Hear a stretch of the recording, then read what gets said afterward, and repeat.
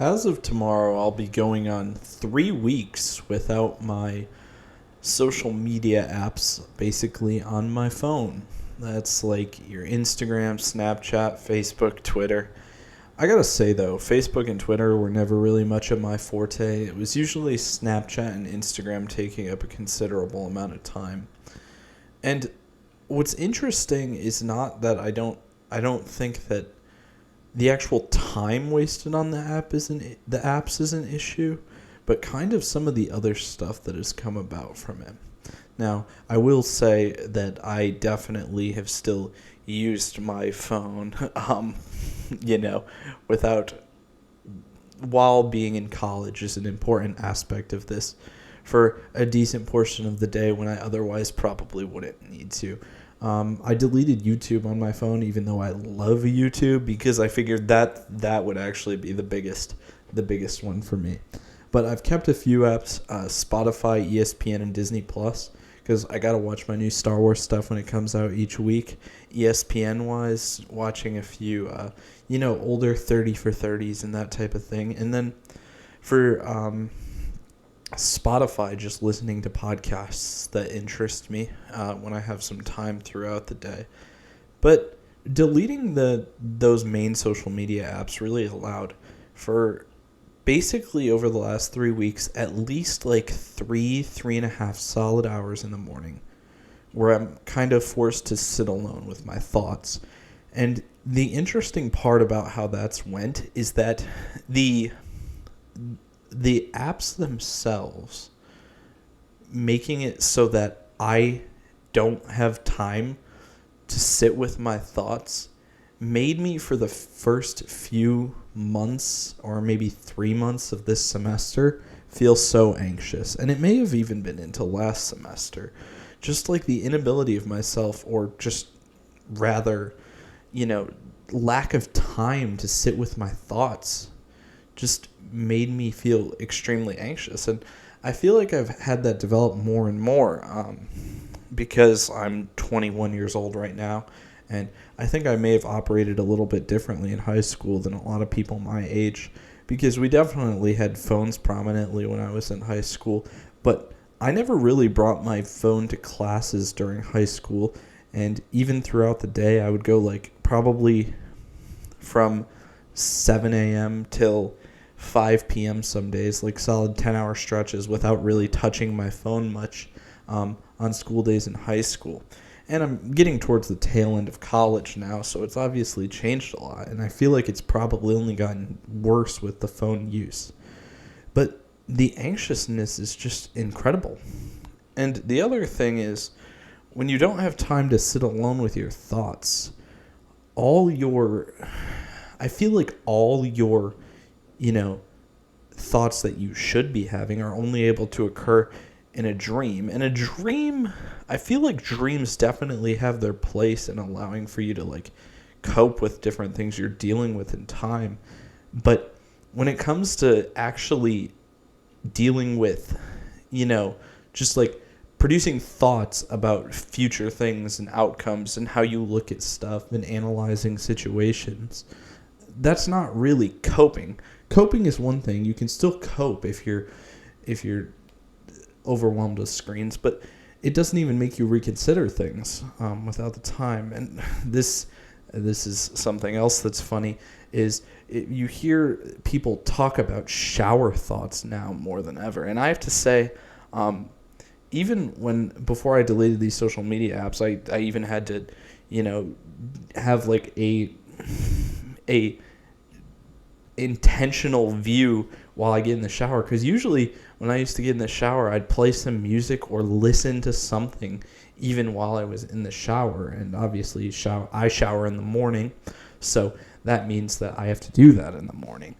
But with that being said, then you get back to the rest of the stuff that goes on with everything. And to the point of the shower thoughts is, it's crazy how much people talk about shower thoughts now, because of the fact that it's literally just like people are talking about the fact that they actually have a moment to think for themselves, and they're like, whoa, my thoughts are so weird when I think for myself. And it's like, no, you just never think for yourself anymore, because every single person is addicted to their technology now. And if you do have some intentionality towards it, where you disconnect yourself from your phone, you will be able to get that back. And that weird feeling that so many people have now with the shower thoughts is like, you'll be able to have some time for that. And I think the best thing I've learned about this is I'm not even very good at it right now. Like, I've only been able to garner like 2 or 3 hours, like I've said, throughout my day. Some days I've been able to do a lot longer. Some days I've probably done a little bit less, but that's on average now. And what that's added to my life and just my comfort levels with everything is so much, and it feels so good. But I kind of need to get to the point of why I'm talking about this, because I'm talking about it in regard to schoolwork. If one of the strangest things about my anxiousness is I feel that it would be partially produced before I deleted the apps. And then there were other changes in my life as well to try to decrease this, but I don't think anything has had the same effect that this has had. So one of the changes that I'm referencing then with deleting the social media apps is just that the way I feel without them relieves the anxiousness in general about so many other things that I was anxious about, but it almost makes it feel like the procrastination element of schoolwork doesn't exist anymore. Like, I feel like I was able to do this in high school as well, is I would have plenty of time to think about stuff all day. And it may make it so that you don't procrastinate something. It may make it so that you do something early and you get it done early because you were able to think about it ahead of time. And it was like, yeah, I really need to get that done.